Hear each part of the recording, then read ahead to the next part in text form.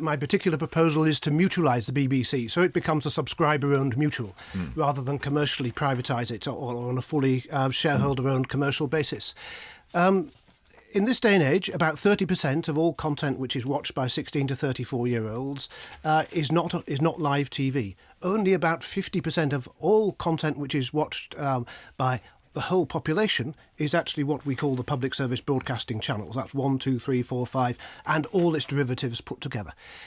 In those circumstances, I think it's unjust, unreasonable, as well as economically inefficient to require those who have a television and may not use the BBC services at all to pay for the BBC through a licence. And actually, I think the BBC would thrive if it was actually funded by subscribers. Giles Fraser. The moral case, I mean, just heard from Jonathan Friedland in the States, and, you know, one of the things that people feel about the States is that their media is such a divisive media and that there's battling against each other. And this may well be a function of the market and where it's in competition with each other. Isn't the sort of moral virtue of the BBC that it isn't about that? It might be, but I'm not suggesting the BBC is abolished. I'm simply suggesting that it's funded by those people who wish to watch it. And I think in such a model, it could actually thrive. And bear in mind also that 95% of people who could watch BBC programmes in the English language live outside the United Kingdom. And so the BBC is not just a national institution, it could also be, I think, an effective international institution. But I'm not interested in the BBC so much as what the BBC does. And the BBC has a role in uniting the nation. I mean, that's its sort of higher moral purpose, if you like. 9 out of 10 adults each week watch it, 8 out of 10 young people. This is a sort of most trusted news source in the country.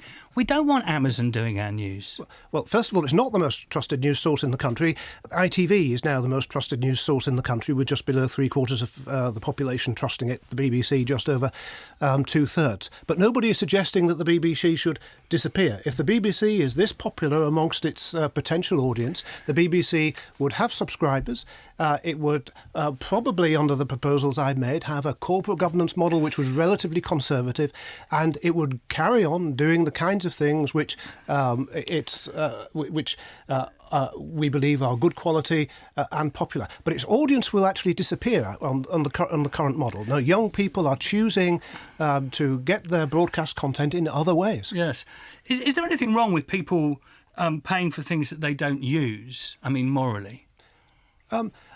I think there has to be a very high hurdle if we are requiring people to pay for things that they don't use. We do, of course, require people, for example, to pay for education or the arts. But the BBC is unusual in that we provide a very high level of effectively hypothecated tax to fund a specific institution. So the total licence fee funding that goes to the BBC is about 8 times the total amount that the Arts Council spend on arts and culture across hundreds and thousands of separate, diverse organisations.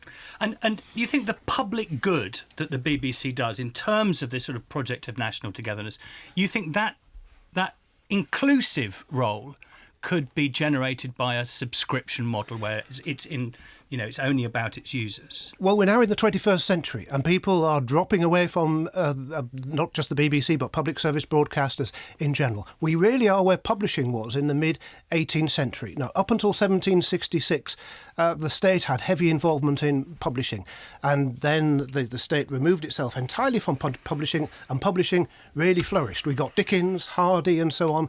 This is like subsidising a sort of state-funded publisher in the 19th century that was printing on parchment. This is an antiquated model which I think has got to be liberated from its current institutional situation.